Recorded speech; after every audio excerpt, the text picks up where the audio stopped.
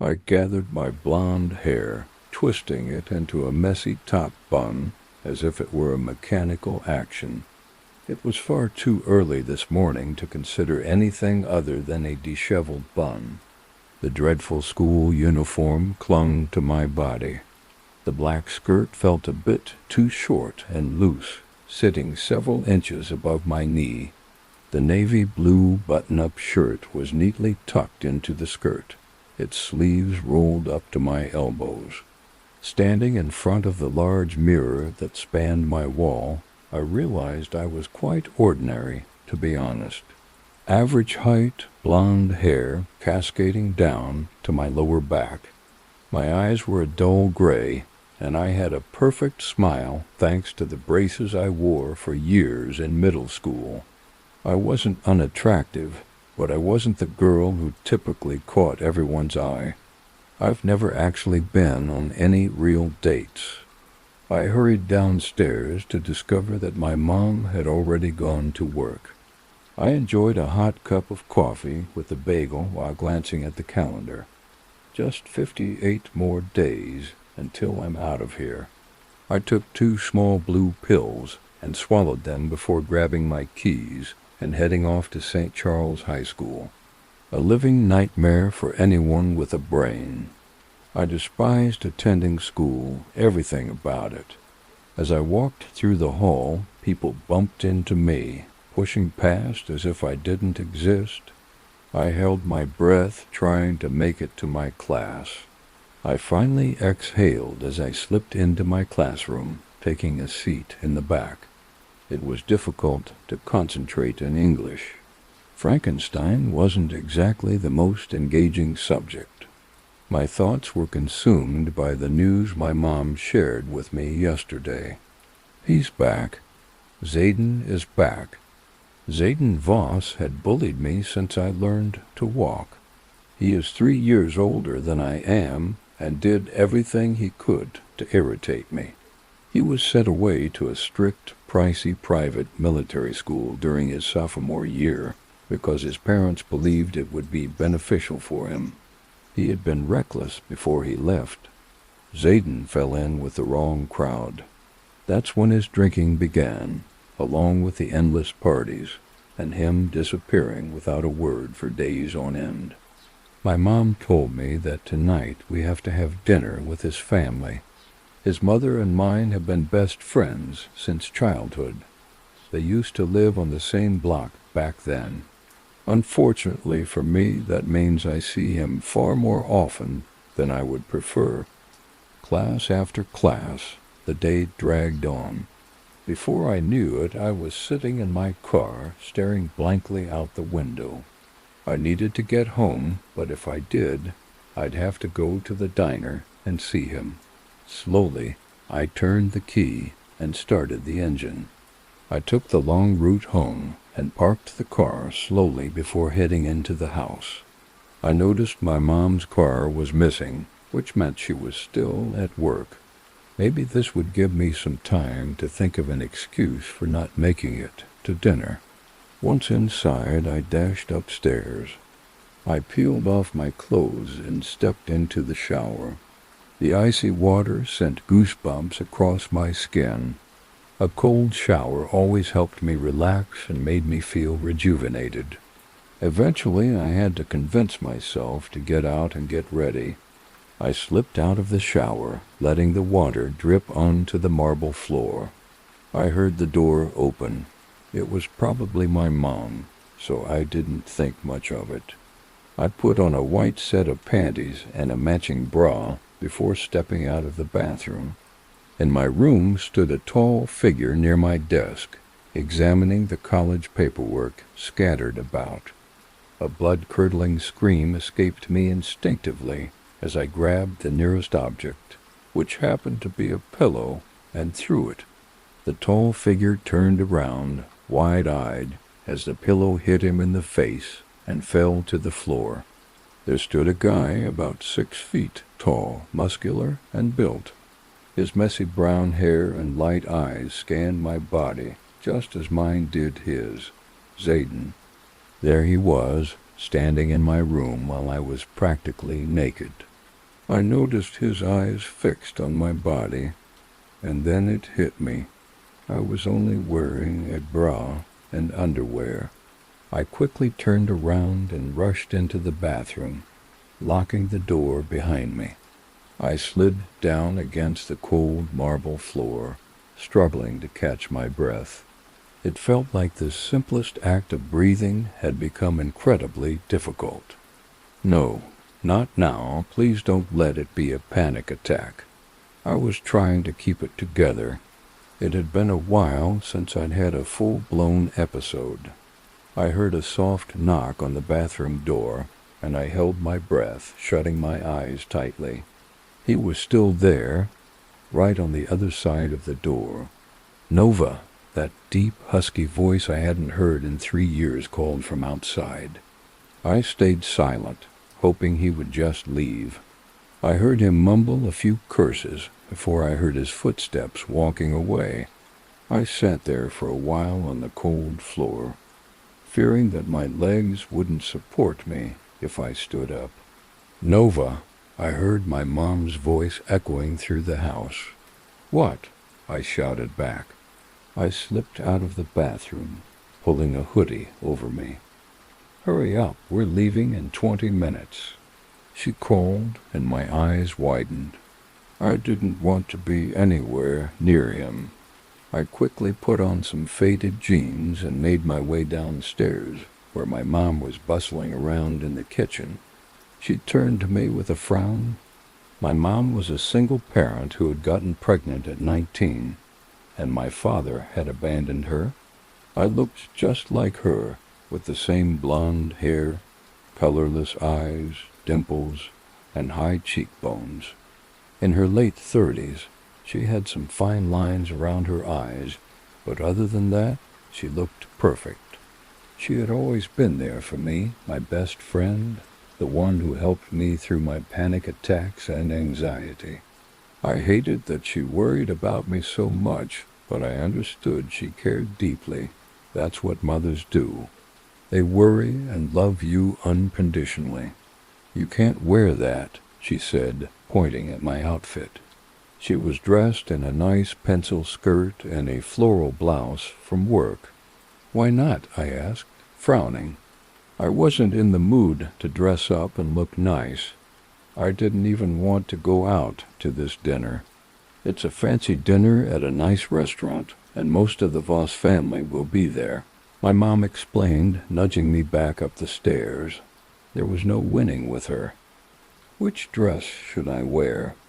I asked softly, and my mom smiled warmly at me. "The black one from that wedding we attended," she replied.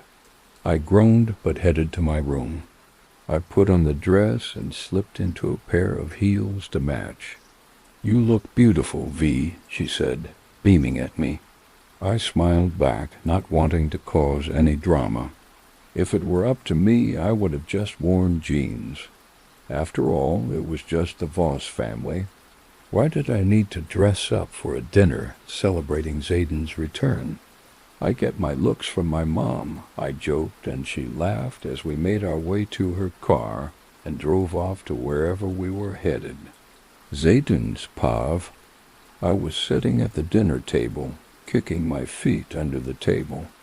I didn't want to go out, but my mom was forcing me to. I couldn't understand why she was making such a big deal. After all, she was the one who wanted to send me to military school. Since I came home, my mom had been planning to invite the whole family. She was chatting with my dad, and my older sister was leaning against her husband, who was rubbing her pregnant belly. I was sitting there, lost in thought. My aunts and uncles were talking about who knows what. My annoying cousins were discussing school and all the stupid teenage drama that came with it. I couldn't focus on whatever my family was talking about. My mind kept drifting back to Nova. 3 years had been a very long time. When I left, she was just a little girl I loved to tease. She was short and chubby, with braces, but now I didn't even know what to say. It's not that she was ugly. She had never been ugly, but now she was just wow. Her curvy body, perfect smile, and those eyes that could freeze you in time with their wild gray gaze. Crap, Zayden. Snap out of it. I shouldn't be thinking about her like this. She's just a girl. An annoying little girl. She was basically family. She was like the little sister I never had. I heard the clicking of heels and looked up to see Nova and her mom sitting down at our table. The waiters came to take orders, but I just kept staring at Nova. I knew she was avoiding eye contact, and I don't know why, but it was pissing me off. Why won't she look at me? Is it because of what happened earlier at her house? I didn't mean to walk in on her. Well, she walked in on me in her room. I couldn't get her perfect body out of my mind all night since it happened. Zayden, look at you. You're all grown up, her mom said, smiling at me. I smiled back at her. She was always there when I was growing up. She was my mother's best friend. Both she and Nova were there for family holidays or just normal Sunday dinners. They were part of the family. Thanks, Mona. You look beautiful as always, I told her, and she smiled at me. Charming as always, she said, and went back to talking with my mom. Soon our food came, and I watched as Nova picked at her food, taking a bite here and there. It seemed like she felt my gaze and slowly looked up at me.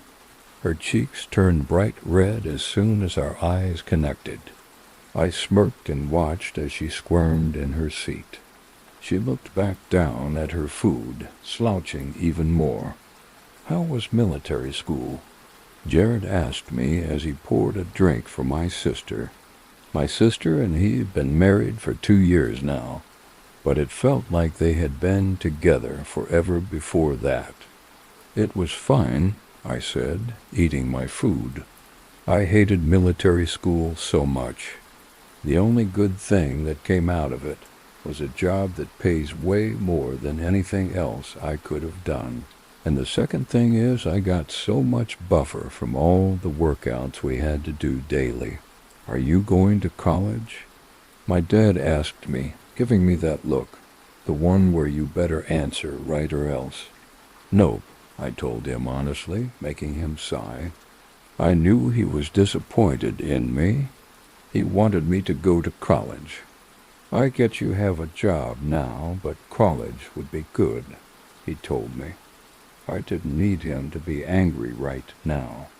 Honestly, it would just ruin everyone's mood. This isn't a conversation to be having in front of everyone.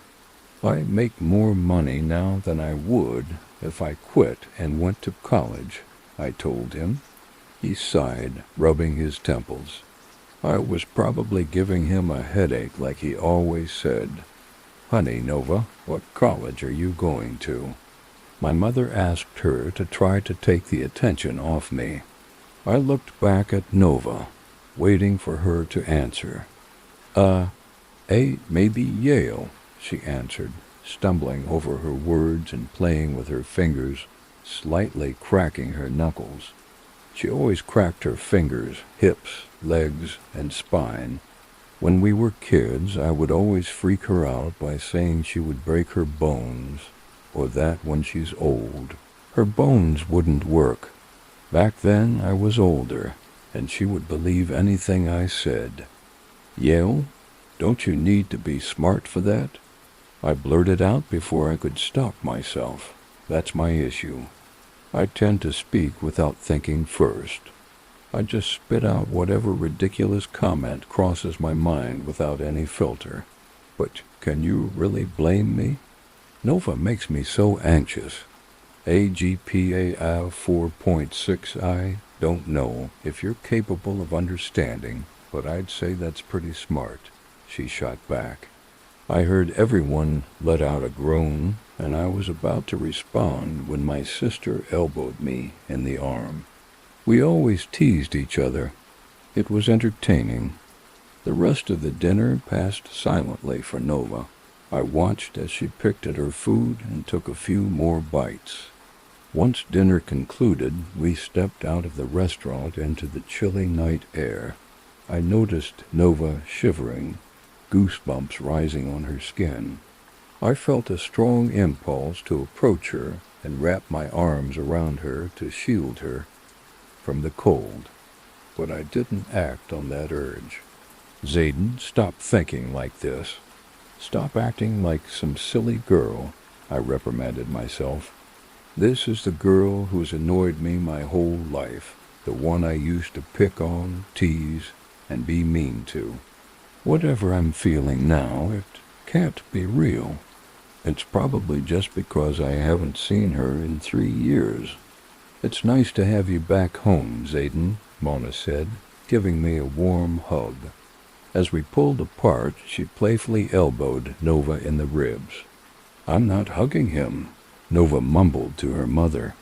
Have some manners, Mona teased, pushing Nova toward me again. Mom, she hissed, which made me smirk. Not going to say goodbye, Nova? I asked, and her eyes shot up to meet mine, filled with a fiery glare that I always found exciting. Bye, she said, turning away, her hair flipping over her shoulder as she walked toward her mom's car. The way her hips moved made my pants feel a bit too snug. Bye, Dimples. I crawled after her. I heard her mutter unkind words as she slammed the car door. I had nicknamed her Dimples when she was 5, and even though she despised it, I loved using it. Ah, just like the good old days, my dad remarked, looking at me with raised eyebrows. What do you mean? I asked, noticing my family's gaze was full of judgment. You know, teasing her because you like her, my sister chimed in, and I shot her a glare. She often said that when we were younger. I don't like her, she drives me crazy. It's just so entertaining to push her buttons, I replied before heading to my motorcycle and revving it up to make my way back home. Yes, I was still living with my parents, but that wouldn't last long. I was in their basement, giving me privacy. I was only there temporarily to get settled after returning. As soon as my parents got home, I planned to leave. Where are you going? My mother asked, concern evident in her voice. She probably thought I was reverting to my old habits. Out, I replied, not wanting to raise her concerns. I wasn't going to get wasted like before. I was just heading out with friends. No drugs, and likely no alcohol. Out where? She pressed, not letting it go. Just hanging out with some friends I haven't seen in a while, I explained, and she sighed. I knew she worried I might fall back into my old partying ways, but I wasn't. Which friends? She asked with a frown. Don't worry, Mom. It's just Doe and Max, I reassured her, and she smiled at that. Be home before morning, she said, giving me a serious look. If anything changes, I'll call you, even though legally I'm not required to, I assured her, and she chuckled. You'll always be my baby boy, she said, and I smiled, waving goodbye. I didn't blame her for being worried. There was a time when I got into some pretty reckless situations. A whole week had gone by, and I was grateful that I hadn't seen Zayden at all. It was Saturday, and I was supposed to hang out with my only close friend, Nicole. I opted for my usual outfit, leggings and an old, baggy hoodie. I didn't feel like dressing up since Nicole and I were just planning to chill at her place, probably binge-watch some horror movies and snack on junk food. My phone buzzed again. I hurriedly searched for it around my room and found it lying on my bed. It was Nicole calling. Her profile picture was from Halloween, where I dressed as Alice from Wonderland, though I have to admit the dress was a bit short. It was cute. Nicole, being her quirky self, went as the Mad Hatter. We've been friends since first grade, and I remember my first panic attack was on the first day of school. Despite being complete opposites, we were incredibly close. She stood tall at 5'8", a beautiful girl with thick, dark hair, olive skin, and stunning chocolate eyes with long lashes. She was always outgoing and friendly. She could walk into a room full of strangers, and within 10 minutes have everyone as her best friend. Meanwhile, I would walk in, hold my breath, avoid eye contact, and hope I wouldn't panic. Nicole had plenty of other friends, but she still chose me as her best friend. I had no idea why, but somehow we clicked. Hola chica, she shouted excitedly through the phone. Hey, nicey, I replied while continuing to get ready. It's 8 p.m., and you're still not here. She whined, sounding like a little kid. Sorry, I was just about to leave, I told her. Well, not exactly about to leave, but I was getting close. I'll be waiting, she exclaimed before hanging up. I sighed, grabbed my keys, and headed to her house, which was about a 15-minute drive. When I arrived, I parked in front of her large, ranch-style home. Nicole was the youngest of 5 brothers. Most of them had moved out, but Doug and Frankie, who were twins, still lived there. Honestly, Doug was really nice and cute. He was always sweet to me. He resembled Nicole a bit, but his eyes were hazel, and he didn't have her tan skin or slim nose. Frankie, on the other hand, was hardly ever home. I walked into their house as I always did, not caring because they felt like family to me. Hey, Nace, I called out as I entered. I heard heavy footsteps, and Nicole came running toward me with a big smile. Guess what I got for us? She yelled, jumping up and down like a kid who had too much sugar. She was always like this, too hyper to function. I often wondered how she had so much energy. What? I asked, following her to the living room. The first season of Supernatural, she shouted as she turned on the streaming service. It's the best season of the best show, she said with a serious expression. I just smiled and nodded in agreement. You're right, I said, letting her start the show. I'll grab the snacks, you get the blankets, she said before dashing off to the kitchen. I headed to her room to grab her cheetah print blanket. And as I did, I noticed her wall covered in pictures of us from childhood to now. I smiled when I saw she had added some photos from her birthday. I returned downstairs to find Nicole already playing the first episode. I plopped down on the couch, resting my feet on the coffee table, just like Nicole. During our movie marathon, my legs ended up draped over Nicole's, and we both found ourselves yelling at everything happening on screen. The fangirls in us couldn't stay quiet. I had a huge Snickers bar, taking pieces off and munching. Suddenly I heard a commotion as some people burst into the house, yelling about something. Nova, I heard a deep voice call. I looked up to see Doug grinning at me with his goofy smile. Hey, Douglas, I exclaimed, jumping up on the couch and opening my arms. He ran over, wrapping his arms around my waist and spinning me around. I held onto his neck for dear life. What's going on in here? I heard his deep, husky voice say. Doug gently set me back on my feet, but I clung to his arm because I felt dizzy. Zayden, you know, Doug started, but Zayden interrupted him. Nova, he said, looking at me with a mix of anger and guilt in his dark eyes. Zayden, I whispered, retreating back to the couch beside Nicole. Well, didn't you miss sunshine over there? Doug joked, flashing his trademark smirk.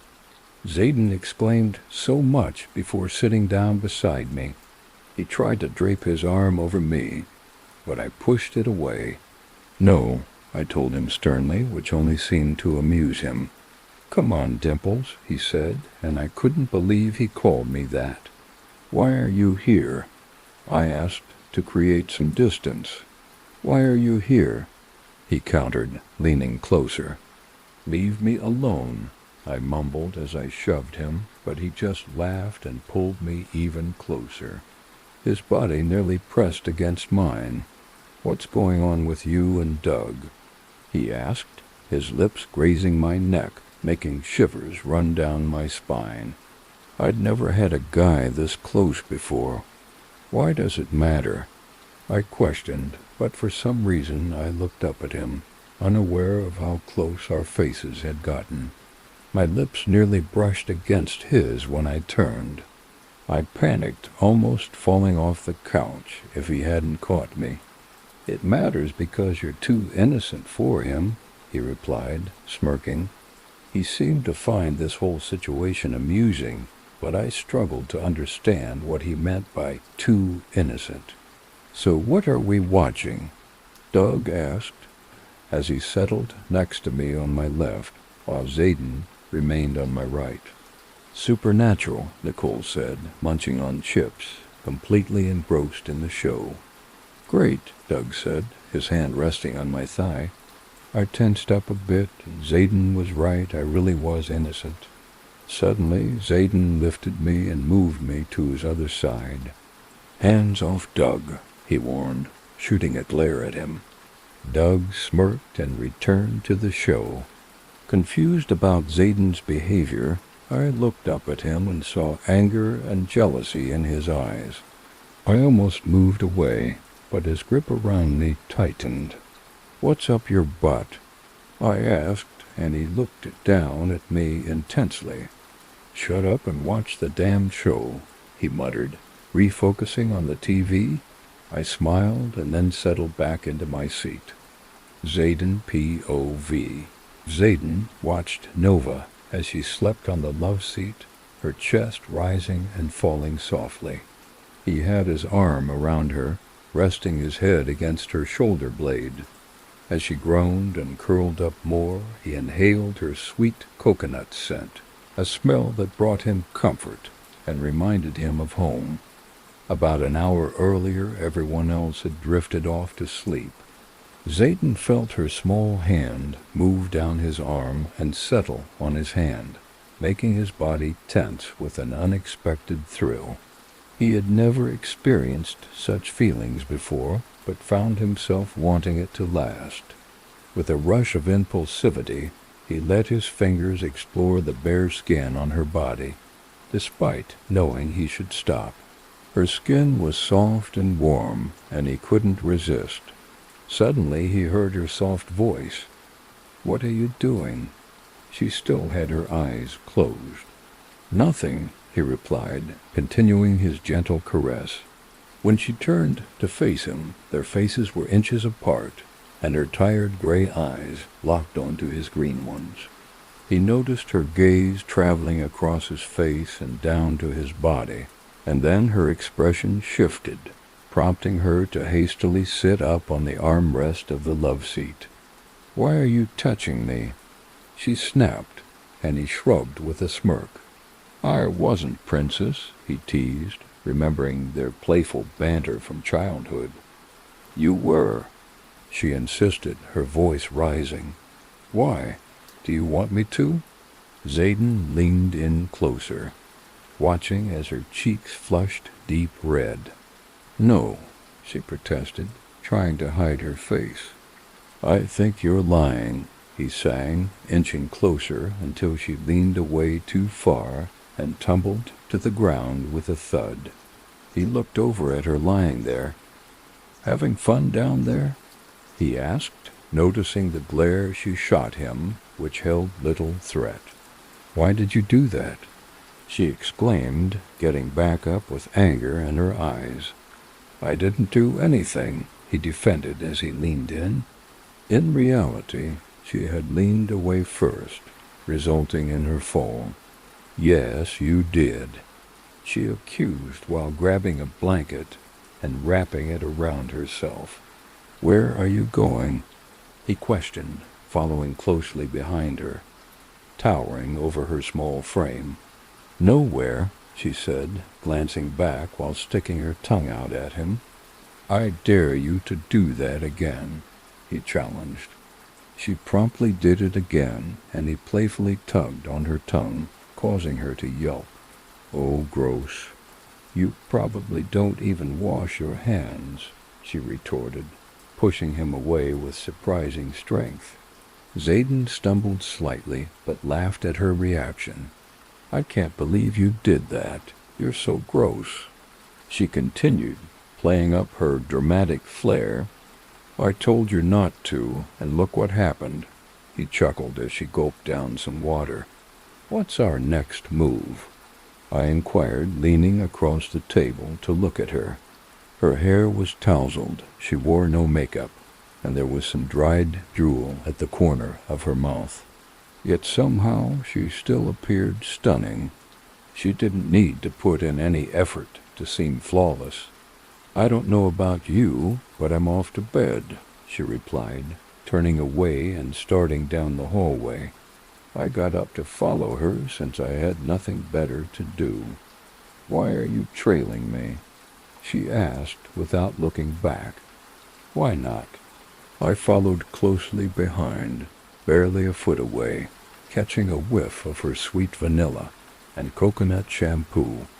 You're so irritating, she said, turning to meet my gaze, which made me grin victoriously. And you're not? I retorted, watching her eyes widen. She huffed, spinning away and heading towards what was likely Nicole's room. I was about to enter, but she slammed the door on me, as if a simple door could keep me at bay. Am I not welcome at the sleepover? I joked, chuckling to myself. No morons allowed, she shot back, making me laugh even harder. I turned the knob and walked in to find Nova already curled up in bed. Get out, she mumbled, tossing a pillow at me, which I easily dodged. A pillow was no real threat. She should have learned that from our first encounter. Would rather not, I said, plopping down next to her. Why are you here? She groaned, turning to look at me. She was so close. I could just reach out and kiss her. No, Zayden, stop having those silly thoughts. I've missed my little dimples. It's been 3 years after all, I said with a smile, but mentioning her dimples seemed to upset her. To miss someone, you actually have to like that person, she replied, her voice muffled. I thought we were best friends, I said, smirking down at her. Just looking at her made me grin. She pulled the blanket tighter around herself, curling up into a ball. Really? She asked sarcastically. Okay, maybe I was a bit mean to you, but it was all in good fun. I was just a silly kid. I continued, still grinning at her. All in good fun for you, she muttered, pulling the covers closer. Come on, you wouldn't have even noticed me if I hadn't teased you, I said, tugging at the covers to get her attention. I always seemed to want her attention. Whatever, she said, turning her back to me again. I watched her wrap herself in the blankets, snuggling into her pillow. I noticed her iPhone and picked it up, trying a few combinations, but none worked. I poked her soft cheek to coax her awake. What? She groaned. What's your password? I asked, holding the phone close to her face, the bright screen causing her to squirm. Why would I tell you? She asked, flinching away from the glare. Because, I said, not really having a good reason besides being incredibly bored. No. Please. No. I won't leave you alone until you do, I claimed, jumping on top of her and pinning her down. She appeared shocked, but then seemed a little annoyed. I knew she was mad. Her eyebrows furrowed, and she bit her lip the way she always did when irritated. "Get off me, fatty," she protested, struggling beneath me. "Tell me," I urged, holding her tighter. I sensed she was too tired to keep fighting me. 1478, she finally relented, trying to shove me off, but how could she? She was so much smaller than me, which only fueled my desire to tease her. "Thanks, Dimples," I said, rolling off and unlocking her phone. I glanced over to see her watching me, with drowsy gray eyes, sleep slowly overtaking her. I started playing a game, then glanced back to find she had drifted off. I put her phone down and lay back, fighting the urge to wrap my arms around her and pull her closer.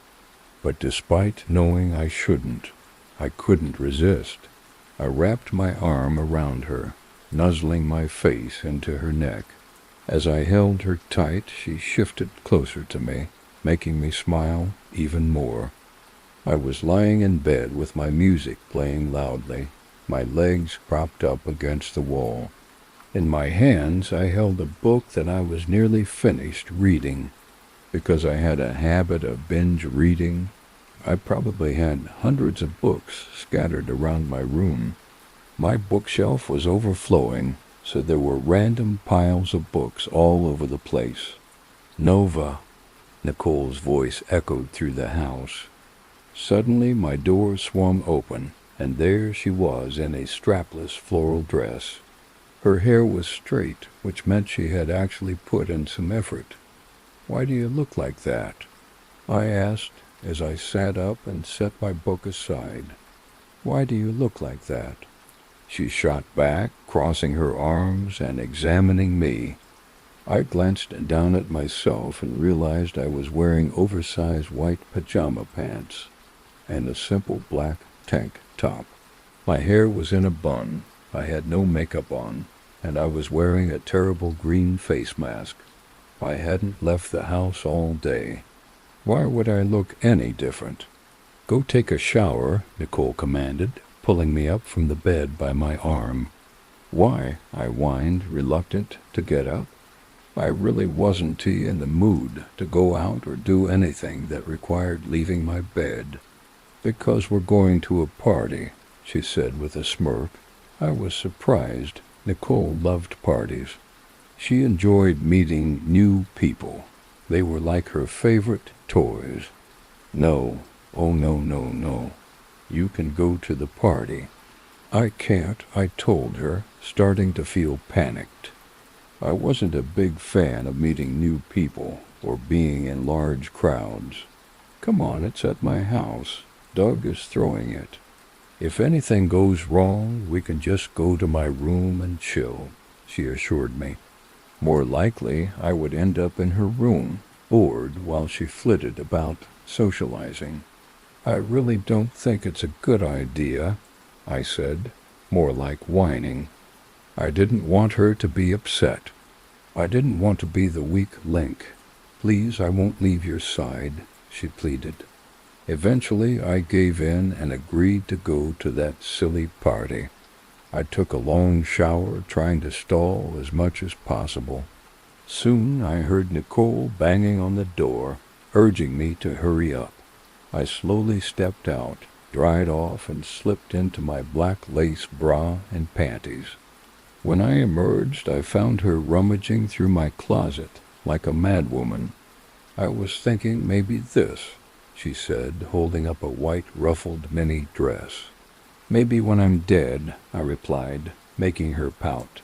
It wasn't even my dress, it was hers. She had left it here after crashing at my place at 3 a.m. "Do you not have anything that isn't boring or plain?" she asked, pushing through my closet. We finally settled on me wearing my Zhang shorts and black tank top. She did my makeup, which was way too much, but I didn't feel like arguing because she would just end up putting even more makeup on my face. If it wasn't done to her satisfaction, she would pout and get an attitude, which I didn't want to deal with. I sat on a stool, letting her give me a makeover. "Let's go," she shouted excitedly when she finished. "Wait," I said, grabbing a small blue pill and swallowing it with some water. "Feeling better?" she asked with a smile. "I hope so," I replied as we left my house. When we arrived at hers, there were cars everywhere, and the music was blaring. I kept trying to calm my breathing. It felt like a scene from a movie. "Hey, Nova, it'll be fine," she said, gripping my arm. "I want you to have fun," she whispered as we got closer to the house. "Okay," I said, opening the door, and we stepped into a house full of dancing, drunk teenagers. As we made our way inside, I noticed so many people drinking and dancing, just having a great time. I clung to Nicole's arm, digging my long nails into her tan skin. "Ouch," she exclaimed, swatting my hand away. "There are too many ... people," I told her as I scanned the crowd. Everywhere I looked, there were people. "It's a party," she said, leading me through the house. "Let's find Robbie." She squealed like a little girl, looking around. Robbie was her dream guy. He was the captain of the soccer team at school. Tall with black hair and blue eyes, just the perfect guy or something. She had liked him for years, ever since middle school. I felt her grip on my wrist slip as we navigated through the crowd. I started to breathe heavily, searching for someone, anyone I recognized. But everyone's faces began to blur together, and my heart raced as if something heavy was pressing down on my chest, making it hard to breathe. "Nova?" I heard a deep voice behind me. I quickly turned and bumped into a solid chest. Looking up, I was met with his green eyes. My breath steadied, and my mind began to clear. Even if it was him, it was preferable to being alone among strangers. "Zayden?" I asked, and he gave me that familiar, annoying smirk that I found oddly comforting. "What are you doing here?" "Alone," he asked, glancing around me. Nicole." "She left me," I admitted, and he grinned at me. "Well, now you have me," he said, reaching to drape his arm around me, but I stepped back. "The joy," I replied sarcastically, prompting a laugh from him. He somehow managed to put his arm around me, pulling me close. He squeezed through the crowd, making space as we moved. "Where are we going?" I inquired, and he just smiled, not answering. "You'll see," he replied. Suddenly I felt another hand on my arm, pulling me away. "Nicole, where have you been?" I shouted, breaking free from Zayden and rushing over to her. "We need to dance," she exclaimed, dragging me toward the makeshift dance floor, which was just her living room cleared of furniture. A techno remix of "How to Be a Heartbreaker" was playing. "I don't want to dance," I protested, trying to escape the crowd and avoid unwanted touches. "It's okay," she said, swaying her hips in time with the music while holding onto my hands firmly. "Dance," she insisted, and I sighed, closing my eyes. No one here, I thought. I'm all alone. Gradually, I began to move to the rhythm. Suddenly, I felt someone grip my hips. My eyes flew open, and I turned to face a guy I didn't recognize with blue eyes and a mohawk. What are you doing?" I stammered, trying to stand my ground. "Dancing with the prettiest girl at the party," he replied with a smile. My cheeks flushed as I looked down. I hated being complimented. I never knew how to respond.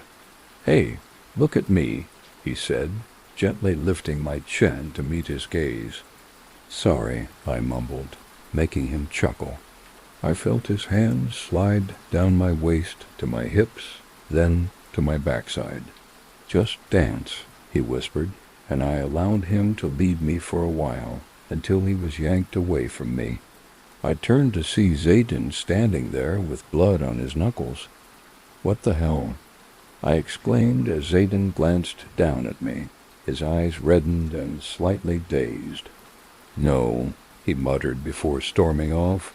I tried to follow him, but soon lost him in the crowd.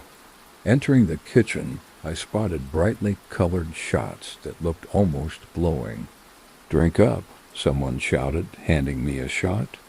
I tossed it back, the alcohol burning my throat, then grabbed another and repeated the process. I found myself running through a field adorned with stunning white and pink flowers. There was nothing beyond the horizon. The sun shone brightly, warming my skin. As it began to set, the sky transformed into a beautiful blend of pinks, purples, and blues.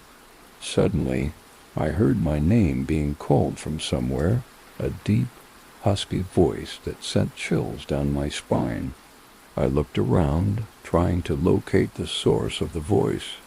In the distance, I spotted a dark figure standing there, too far away to discern any details. Once again, he called my name. He started walking towards me, and I instinctively ran to meet him. The closer I got, the more familiar he appeared. His messy dark hair and glowing green eyes, along with his strong jawline adorned with a hint of stubble, came into focus. Zayden Voss stood just inches away from me. "What are you doing here?" I asked, feeling confused about what was happening. "Nova," he whispered softly, reaching out to trace my high cheekbone with his thumb, gliding down my jawline and across my lips. "Wait." Before I could finish my thought, he pressed his lips against mine. His lips felt rough and slightly chapped, but what surprised me most was how I kissed him back, matching his rhythm. I felt his hands on my neck, his thumbs caressing my cheeks as we kissed. I lost control of my hands, which traveled up his torso, gripping his t-shirt and pulling him closer. "I love you," he murmured against my lips before pulling away. Suddenly I snapped out of whatever dream I was in. Everything turned dark and cold. My arms instinctively searched for something warm. I felt around until my fingers brushed against something hard yet smooth and very warm. I let my fingers dance over the hot surface before wrapping my arm around it and snuggling closer. A sigh escaped me as my cold skin met this warmth. My leg draped over it, and I was practically on top of it. Then I felt a warm hand rubbing my lower back, drawing gentle shapes on my skin. It was warm and soft. Well, not exactly soft, but rough yet tender in a way. I couldn't help but let out a small moan as the hand moved down to my hip. I heard a deep chuckle, unmistakably belonging to a guy. Slowly I opened my eyes and scanned the room.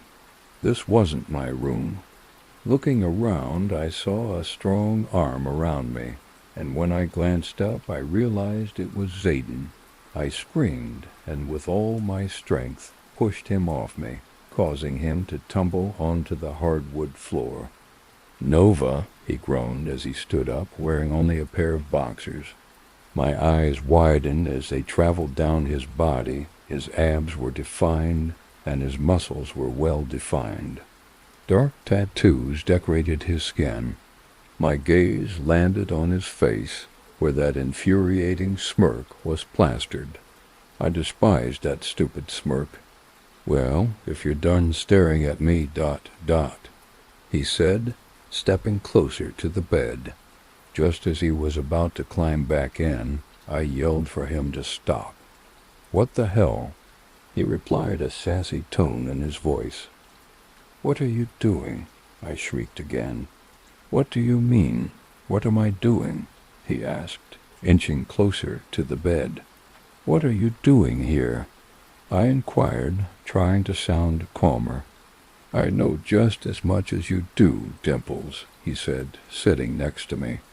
I looked down at my hands, avoiding his gaze. "By the looks of this," he said, nodding toward me. I glanced down and realized I was missing my shorts and tank top, left only in my panties and bra. Panic surged through me as I grabbed the sheets, clutching them tightly to my body. My face felt hot. I was probably redder than ever. "What are you talking about?" I asked as he stepped closer to me.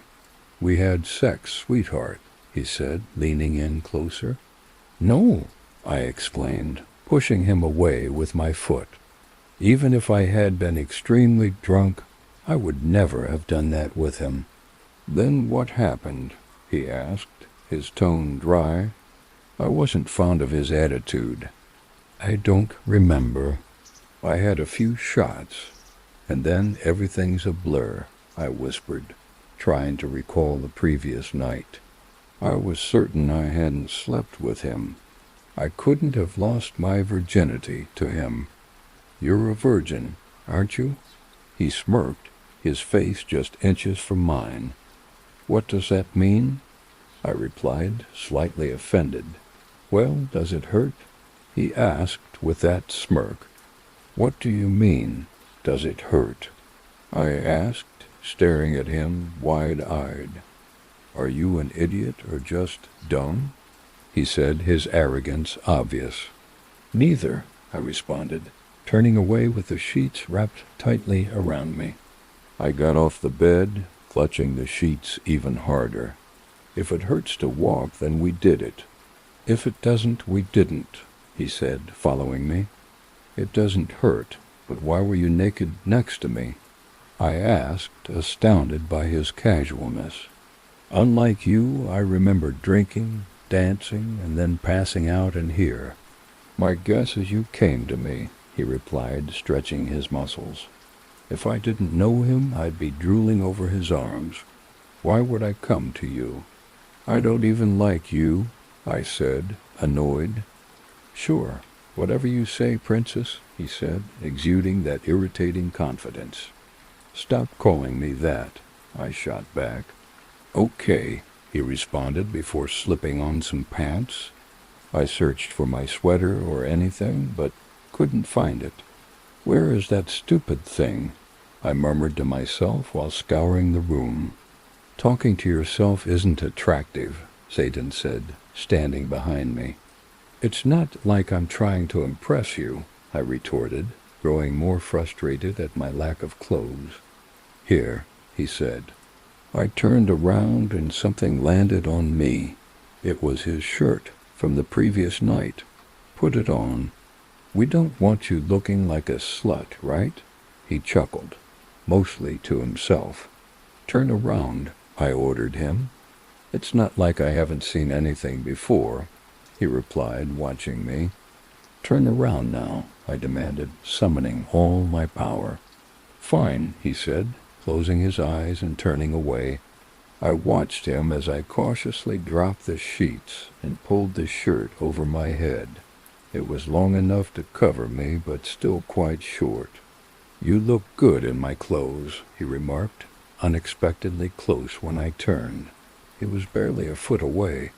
"I want to go home," I declared. "And what am I supposed to do about that?" he asked, crossing his arms.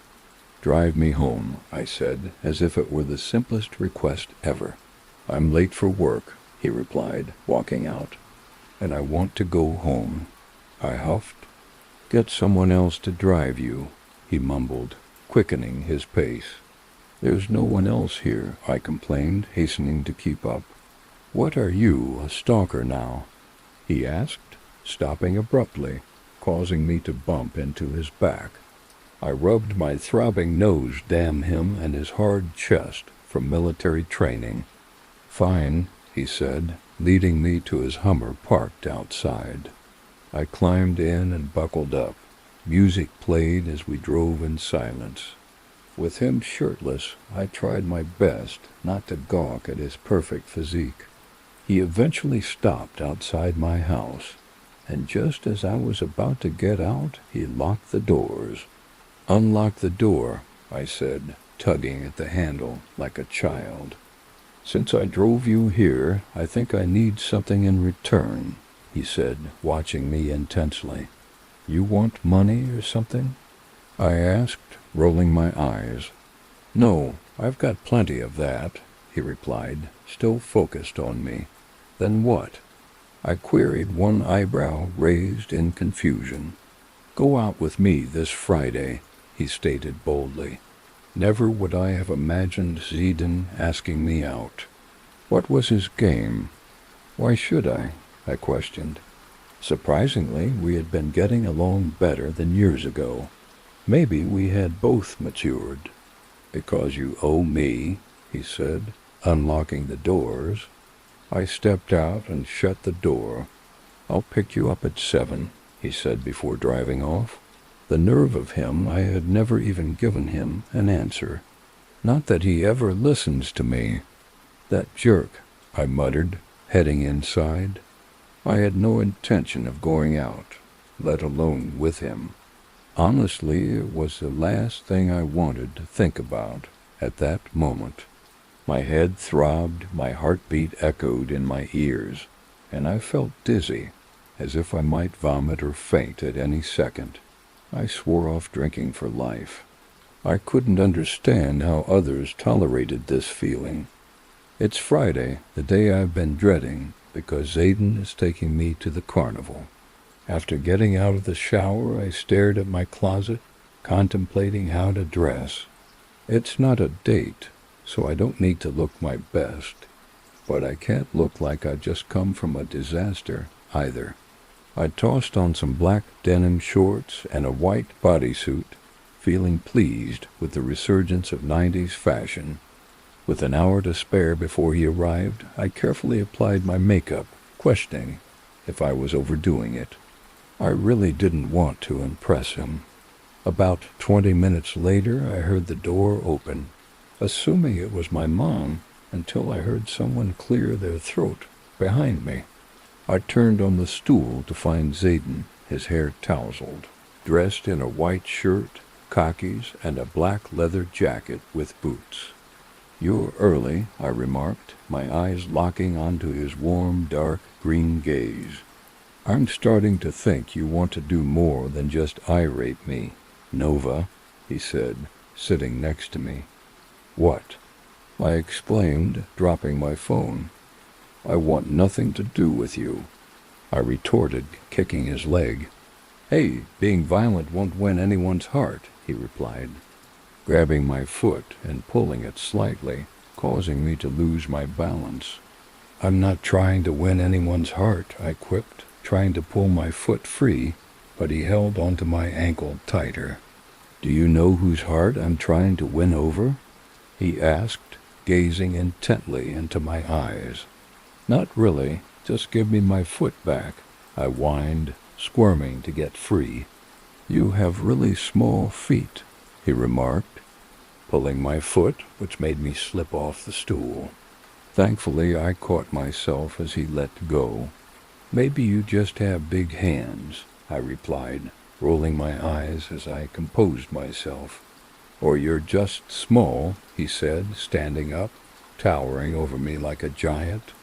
"Whatever, no one likes fat guys," I shot back, running away. I heard him chasing after me, calling me back. "I'm not fat," he yelled. I laughed, hiding behind a corner. When I couldn't hear him anymore, I peeked out, but he suddenly pinned me against the wall, his body pressing into mine, and my breath hitched as his face neared. "I'm not fat," he whispered in my ear, his lips nearly brushing against it, sending chills down my spine. I placed my hand on his chest, attempting to push him back, yet I lacked the resolve to do so. My legs quaked as his lips lightly touched my neck, and feeling my response, he clasped my hips, pressing me against the wall for support. "I'm all muscle," he whispered, his gaze intense. "Say it," he commanded, pushing me harder against the wall. "You're Fat, I murmured with a smirk, finally summoning the strength to push him away. As I walked back to the living room, I heard him mumbling something, perhaps in disbelief. "Why are you here so early?" I asked, plopping down on the couch and draping my legs over his lap. "Because a good date always arrives early," he said, running his fingers down my exposed leg. "This isn't a date," I declared, giving him a sharp look. "Yes, it is," he insisted matter-of-factly.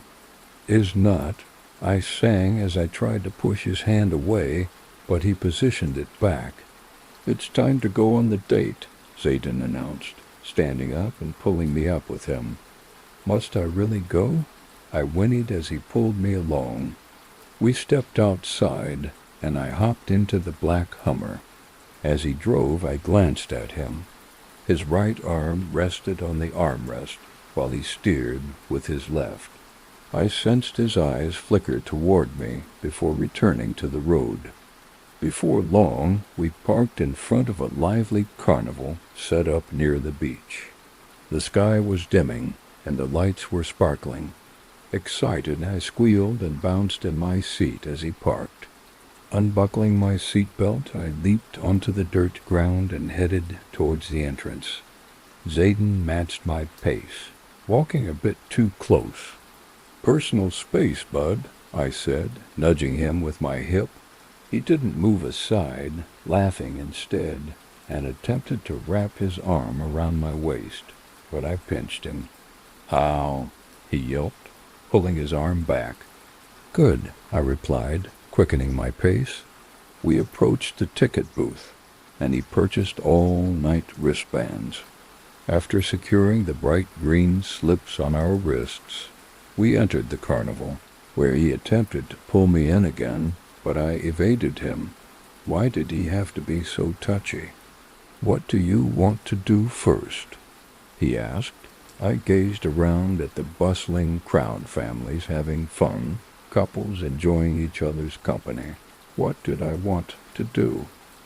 "I want to ride that," I exclaimed, pointing at a massive roller coaster. He looked at me with a smirk. "Are you sure?" he inquired. "Absolutely," I declared, grabbing his wrist and leading him toward the coaster. The line wasn't long, and I stood watching people scream as they soared down the steep drops and spun through loops. When our turn came, Zayden insisted we sit in the very front. I secured my seatbelt tightly, and as the ride began, I held on, laughing the whole time. "Must you be so clingy?" I complained, trying to shrug off his arm. "Shut up, I paid for you," he quipped as he guided me away. "Where are we going?" I asked. "Must you always chat so much?" he teased, mimicking my words. "You'll see," he said with a smirk, stopping in front of a large tent. Suddenly it clicked. It wasn't just a carnival. It was a circus. An enormous grin spread across my face as I bounced excitedly into the tent.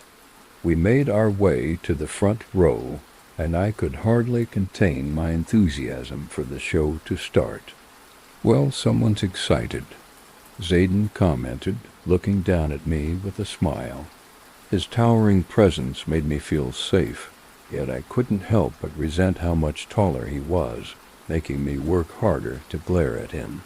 Slowly his arm crept around me, resting on my bare hip while he traced shapes on my skin. I almost swatted his arm away when he pinched my skin. "Don't, or we'll leave," he whispered in my ear, his lips brushing my earlobe, sending shivers down my spine. "You're such an idiot," I said, turning to face him, only to find our lips nearly touching his stubbly jaw. My breath caught, and my eyes flicked between his lips and his gaze. A smirk played on his face as he eyed my lips. "What were you saying?" he baited, challenging me to reply. "Idiot," I repeated, nudging him in the ribs. hoping he'd take the hint and give me space. He grunted but kept his arm around me. "I want cotton candy," I declared, spotting a vendor selling it. "And?" he responded, sounding bored. "Get me some," I instructed him, and he sighed. "Why? You can survive without it, especially since the show's about to start." I shot him a glare. "Fine, I'll find someone else to get it for me," I asserted, and started to rise, but he pulled me back down, raising his hand to signal the vendor and order one of each pink, blue, and purple. I let out a small moan of delight as I took a piece of cotton candy, savoring how it melted in my mouth. "I think someone is enjoying it a little too much," he teased, leading to my glare, which only made him laugh as he munched on his own cotton candy. "Whatever," I mumbled, stuffing more in my mouth. "You know what's sweeter than cotton candy?" he asked as he pulled me closer. "Caramel?"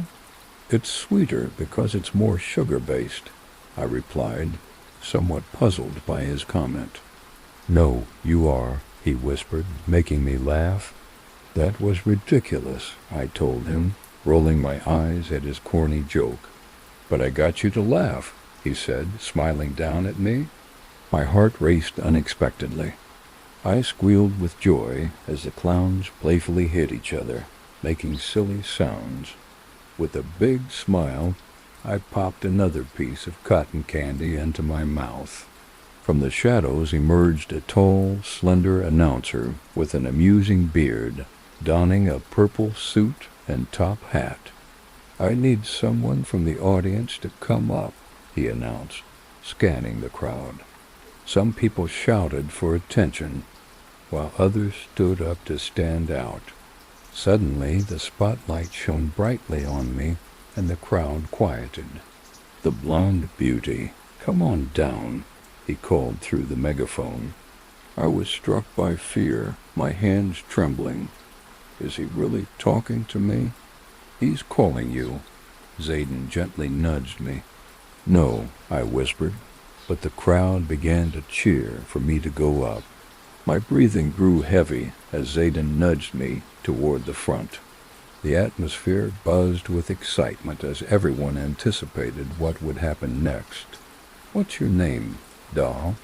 asked the man in the top hat, his voice sounding distant. "You, huh?" I stammered, looking up at him.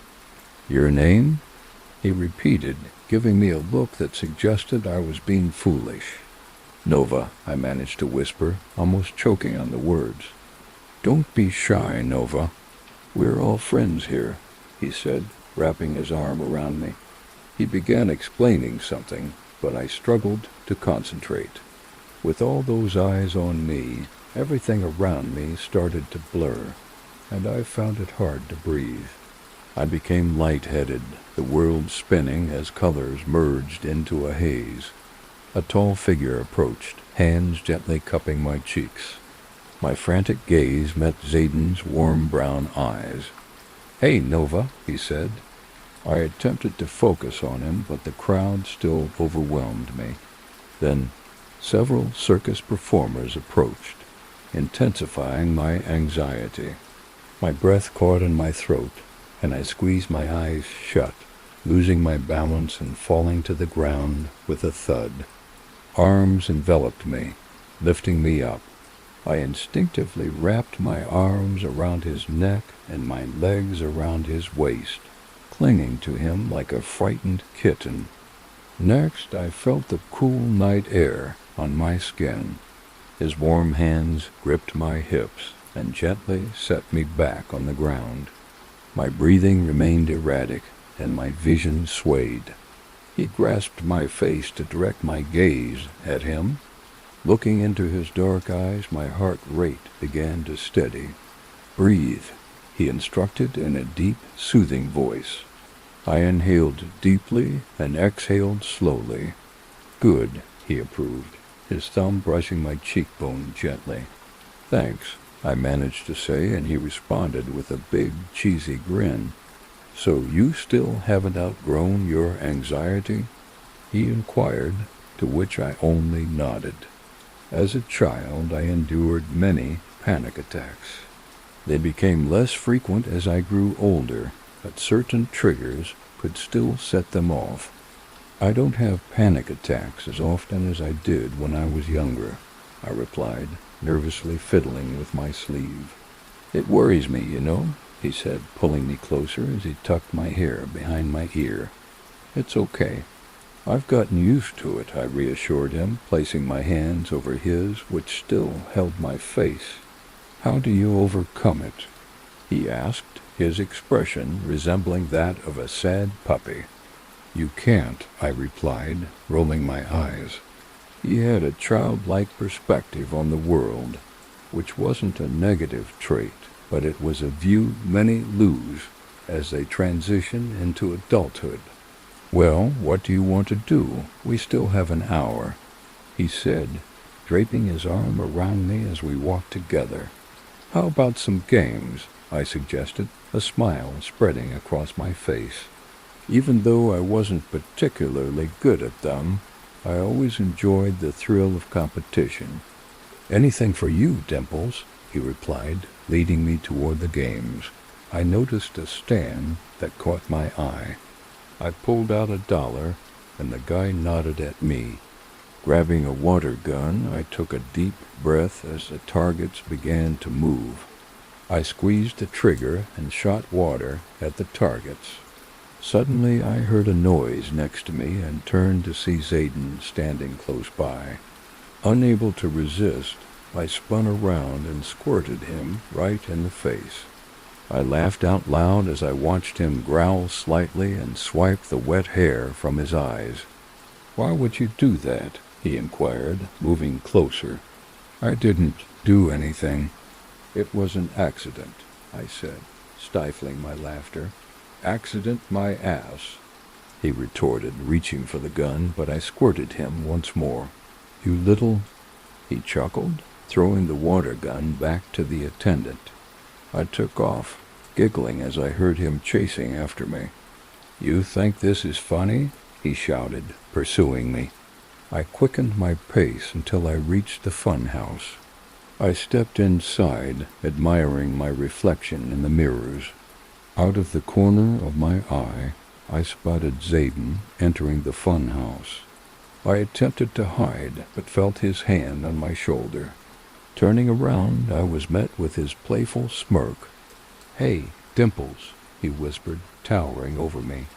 He was a good foot taller, and I barely reached his shoulder. What are you doing? I asked, as he leaned down closer.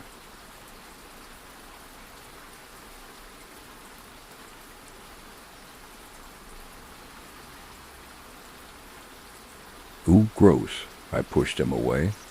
Push me away now, but later you'll be begging for this. He yelled after me as I exited the fun house. You're going to win me a prize, I said, and he grinned at me. What? Why would I do that? He asked, slinging his arm over my shoulder. Because that's what you're supposed to do. Plus, aren't you trying to be romantic?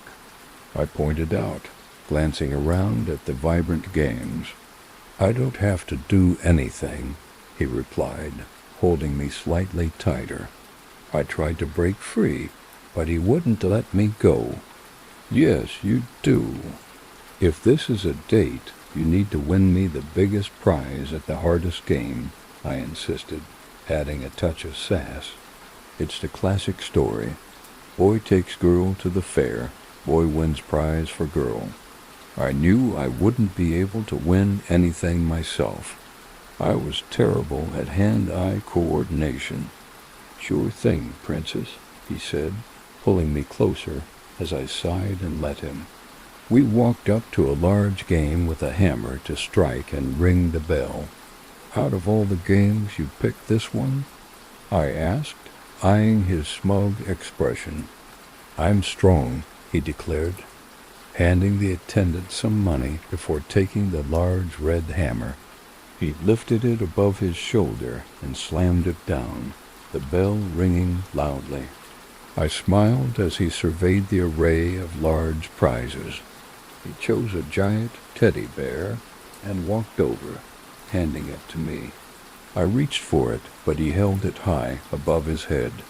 "What?" I frowned. "Give it to me," I said, attempting to grab it, but he just smirked. "What?" I repeated, realizing he wanted something in return. "Kiss me," he said, making my eyes widen. Did he really just say that? Had military school knocked some sense out of him? "What? No," I stammered, still in disbelief. "It is a date," he said, waggling his eyebrows. "I don't kiss on first dates," I replied, full of sass. "So, are you implying we'll have more?" he asked, and I let out a little shriek. He could be so impossible sometimes. "No, I'm not. Just keep the stupid bear." I crossed my arms while he laughed. "Oh, Dimples, don't be mad. Zayden offered me the bear, but I pushed it away." "Get lost," I said, but he just chuckled and grabbed my hands, wrapping them around the bear. I bit my lip, struggling not to smile. The bear was nearly bigger than me and felt incredibly soft. "You can name him Zayden after me," he bragged. "Or Fatty after you," I mumbled, which only made him laugh more. "Now, you don't believe that," he said, bending down and kissing my cheek. My face turned red as I buried it in the bear's soft fur. Why was he acting like this? Was it all just a joke to him?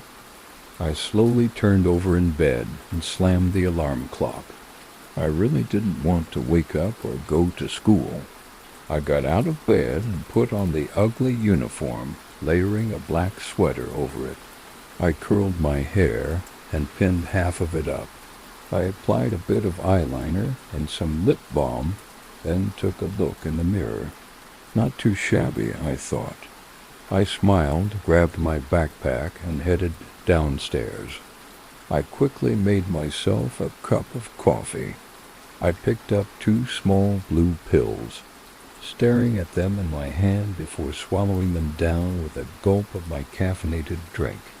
I grabbed my keys and was about to leave for school when I opened the door and found Zayden standing there, just about to knock. He was dressed in light jeans and a snug white t-shirt. His hair was tousled and slightly damp, making it appear darker than usual. It had been about 2 weeks since our date, and I had been trying to avoid him as much as possible. "What are you doing here?" I asked, and he smiled at me, his gaze wandering down my body before returning to my dull gray eyes. Was he actually checking me out in my school uniform? "I just wanted to see how you were," he said, rocking on his feet with his hands shoved into his pockets. "Really? At 7, Emma?" I replied, and he smirked. "Okay, I'm lying," he said, stepping closer to me. "Well, if that's all, I really need to get to school," I told him, trying to push past him to reach my car, but he grabbed my arm and pulled me back. "School isn't fun," he said, and I struggled to suppress a smile. "Yeah, well, some of us still have to go, so I should be on my way," I said, attempting to escape him. "Or you could skip," he suggested, catching up to me. "Skip? And do what?" "Hang out with you." "You're hilarious," I replied, but he held my hand, pulling me back toward him. "Yeah, hang out with me. It'll be way more fun than school," he said, making me laugh. "Come on, I really need to go," I insisted, but he bit his lip and frowned as if deep in thought. "Come on, I need someone to help me paint my place," he said, looking at me. "You moved out?" I asked, surprised. I never thought he would leave home. I imagined he'd stay in his parents' basement until they kicked him out at 40 for being a lazy man. "Yeah, I bought a condo last week," he said, running his hand through his hair. No way, sounds like you just want to use me for manual labor, I joked.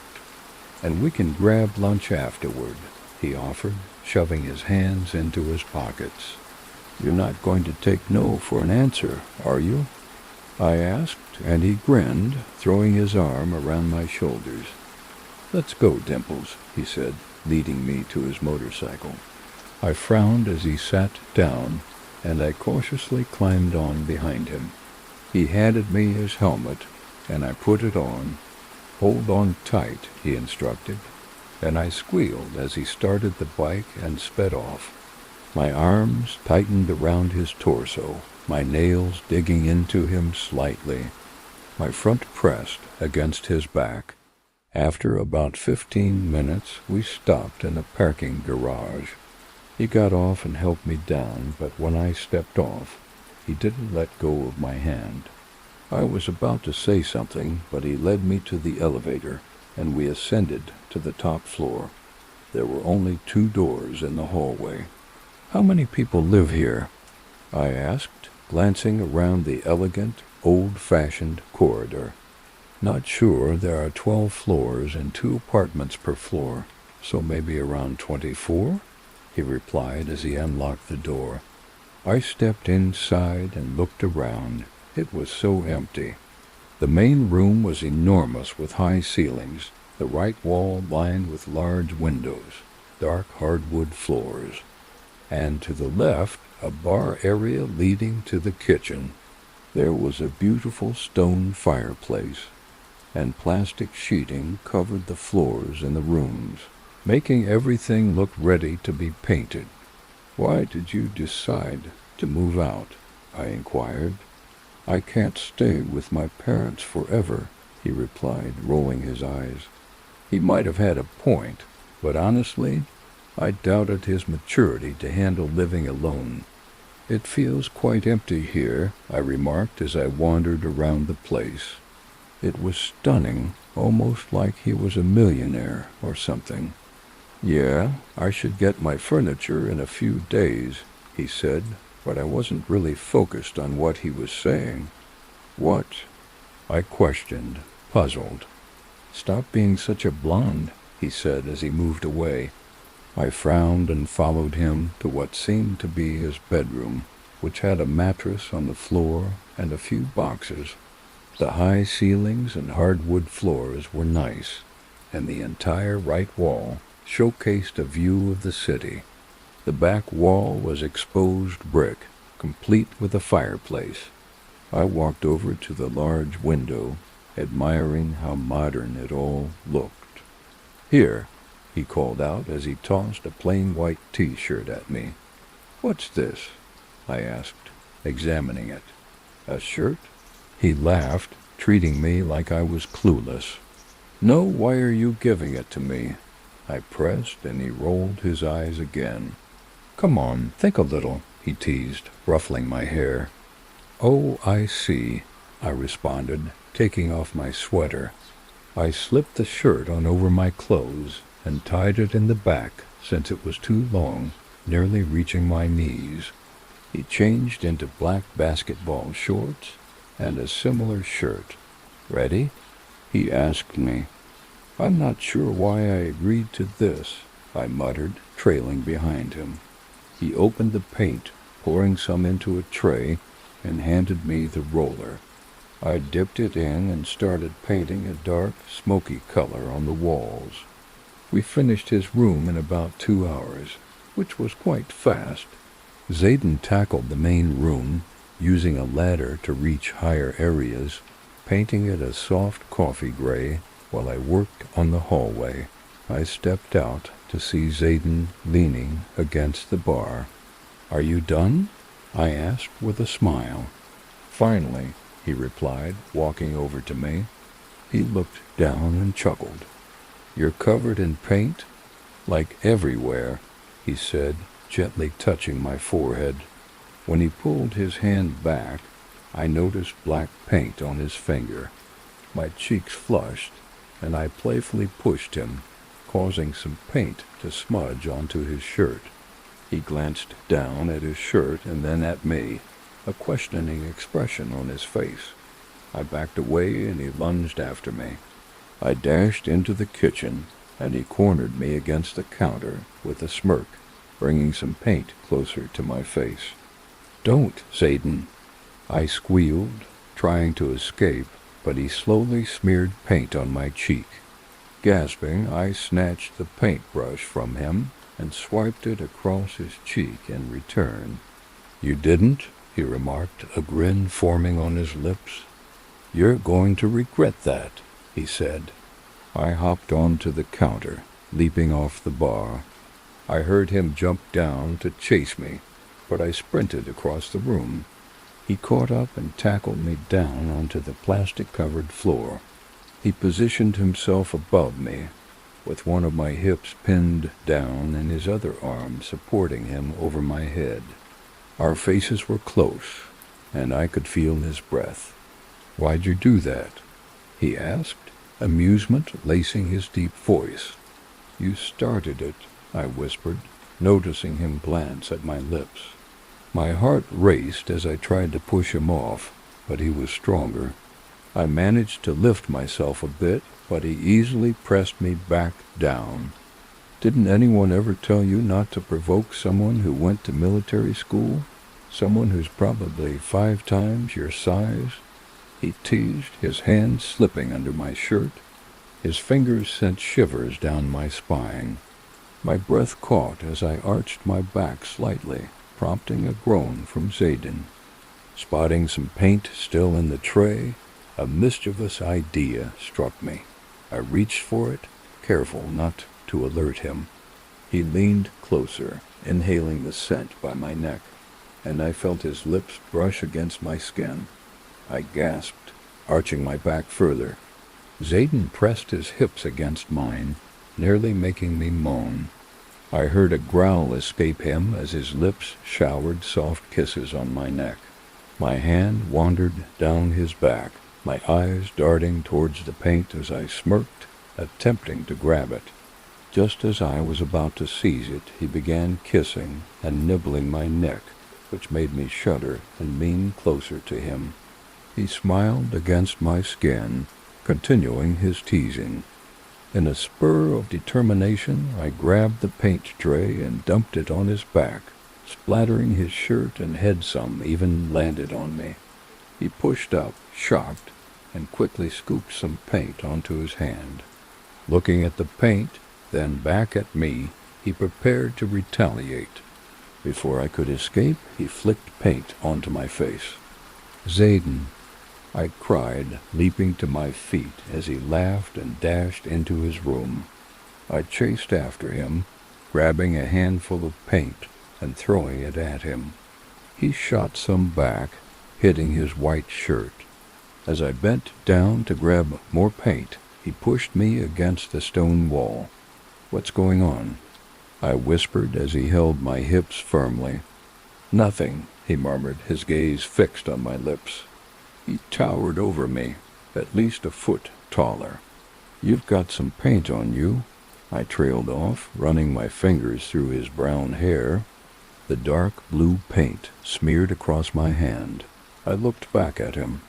"Want to take a shower?" he asked, smirking. That smirk. It frustrated me how much control he had over my feelings.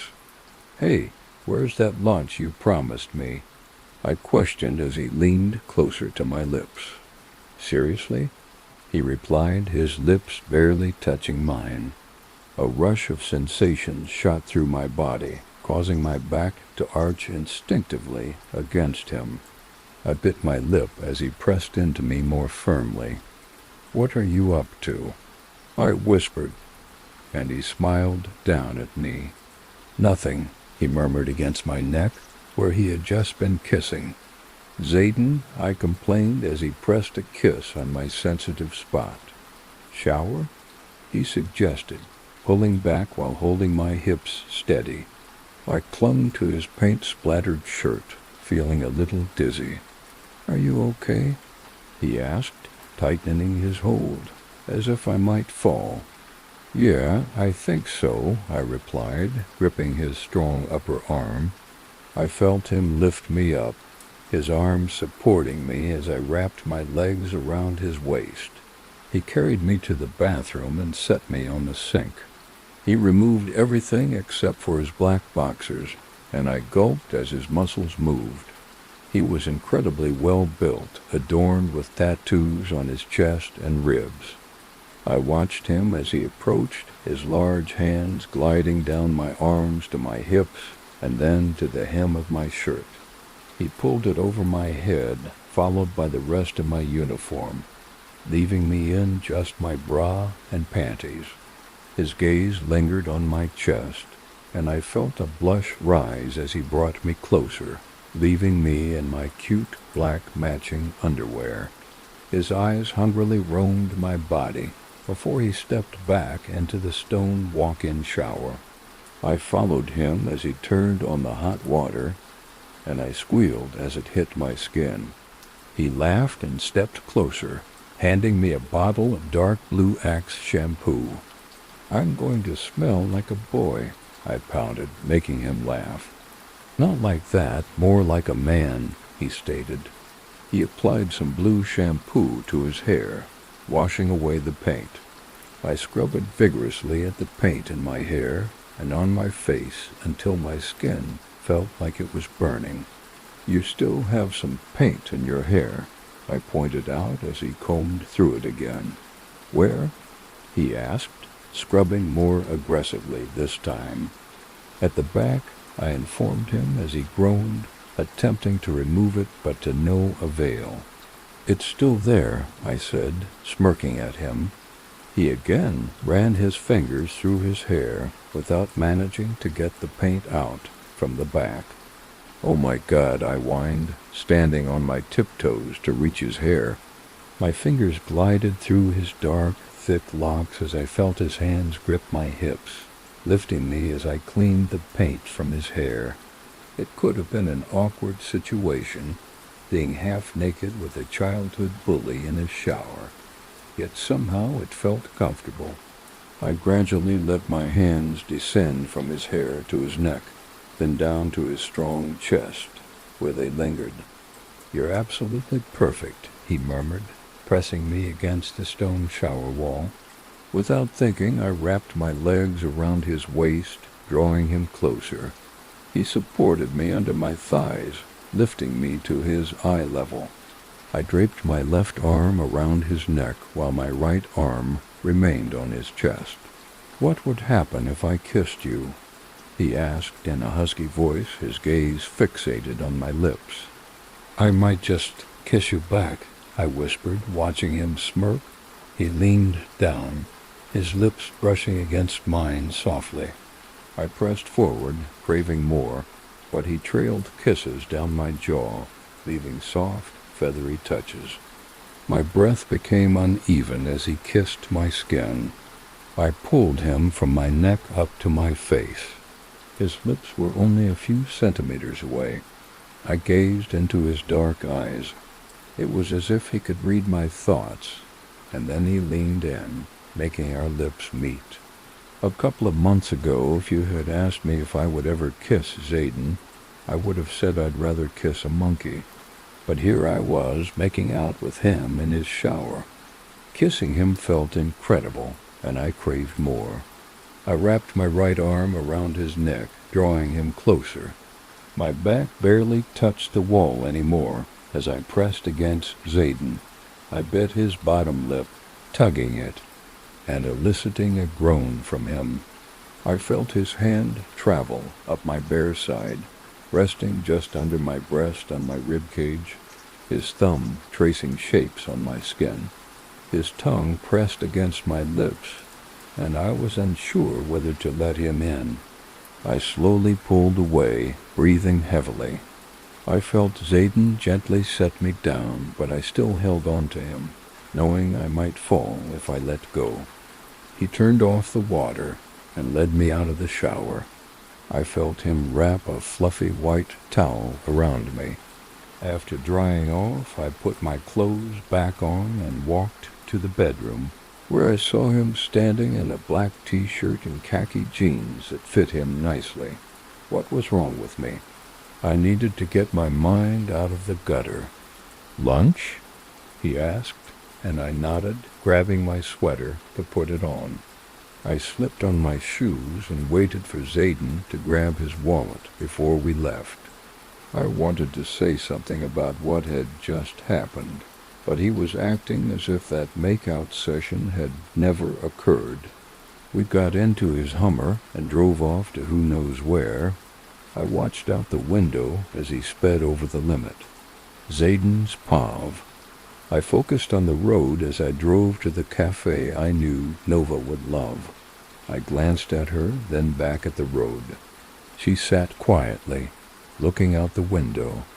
I never imagined she would kiss me back. Sure, I had kissed plenty of girls, but wow, that kiss in the shower was something else. I wanted to kiss her again, but I feared that if I even glanced at her, I would be overwhelmed with the urge to kiss her again. And the worst part would be if she didn't want me as much as I wanted her. I parked at the cafe and got out of the Hummer, intending to open her door, but she was already out. As we walked in, I slowly reached for her hand and took it. She didn't pull away, which I hoped was a good sign. I ordered a hamburger and fries with a soda, while Nova chose a vanilla milkshake and sweet potato fries. We sat at the last booth, away from everyone else. I sat across from her, watching as she sipped her milkshake. She seemed so small compared to me, so delicate. I almost devoured my burger in 2 bites. I leaned back and started on my fries, noticing Nova reach over to grab some fries and pop them into her mouth. "Hey!" I exclaimed, giving her a mock glare. "What?" She replied, her lips pouting slightly, the same lips I had kissed only half an hour ago. "You can't just take food from a guy. Don't you have your gross sweet potato fries?" I said, making her laugh. I felt her foot lightly kick mine. I kicked her back slightly, causing her to gasp and look at me with a playful expression. I felt her foot push against my leg, and I smirked, grabbing her foot between my legs. She gasped loudly as she nearly fell. "Stop that," she squealed, trying to pull it back. I let go, and she slumped back in her seat. "You're such a jerk," she mumbled, sitting up and fixing herself. "Yeah, but you're the one who made out with this jerk," I replied before I could stop myself. Her cheeks flushed red as she looked down at the table. "Hey, Dimples!" I leaned over the table, gently holding her chin to lift her face. "Don't look away from me, please," I said, and she bit her bottom lip. I traced her high cheekbone with my thumb and slowly pulled her face closer to mine. I leaned down and pressed a soft kiss against her warm, candy-flavored lips. She seemed shocked at first, remaining still, but after a few seconds she began to kiss me back slowly, as if uncertain. I felt her warm hand on my neck, pulling me closer. We both pulled away, gazing at each other. Her beautiful gray eyes sparkled as she looked at me. "Why do we keep kissing?" she blurted out, her big eyes fixed on me. "Because it feels good?" I replied, and she continued to stare at me as if I had grown another head. "And maybe I really like kissing you," I added, causing her face to turn even redder, which made me smile.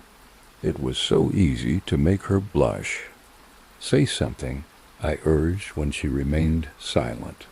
I was growing more anxious as she didn't respond.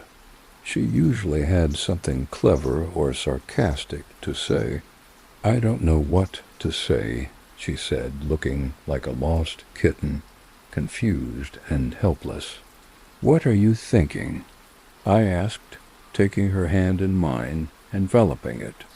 "I'm thinking that I really like kissing you, but then I remember it's you I'm kissing," she said, avoiding my gaze. "How about I take you on a second date, and we'll see where it goes from there," I suggested, and her eyes widened even more. "I don't know. You kind of forced me into the first date," she joked, making me smile. "Come on, you loved it," I told her. It was true. I hadn't really given her a choice on the first date. "Sure, but this second date better be something really amazing, because if it's not, you can forget about a third one," she warned, and I smiled at her. "Don't worry, Princess, it will be perfect," I assured her, but she looked a bit anxious or frantic. "What's wrong?" I asked, gazing into her eyes as she sighed. She mumbled something under her breath, but I couldn't catch it. "What was that?" I asked. "You were my first kiss," she mumbled very quietly. I barely heard it, but I did. Was I really?